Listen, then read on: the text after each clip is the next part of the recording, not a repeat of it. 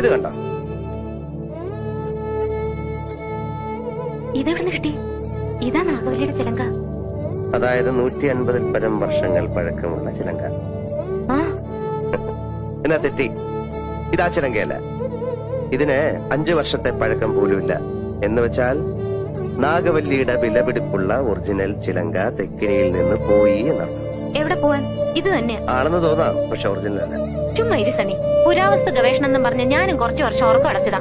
ഇത് അത് തന്നെയാ. ഗംഗയ്ക്കൊരു ചുക്കും അറിയില്ല ഇത് നാഗവല്ലിയുടെ ചിലങ്കയല്ല. അതെ അതെ അതെ. അല്ലെങ്കിലോ? ആണെങ്കിലോ? അല്ലാന്ന്. അതേന്ന്. എന്നാര് പറഞ്ഞു? ഞാൻ പറയുന്നു. ഞാൻ ഇതൊക്കെ കുറെ പഠിച്ചിട്ട് തന്നെ. എന്നാൽ അങ്ങേപ്പുറത്ത് പോയി പഠിച്ചിട്ടാ ഞാൻ പറയുന്നത് ഇത് നാഗവല്ലിയുടെ ചിലങ്കയല്ല.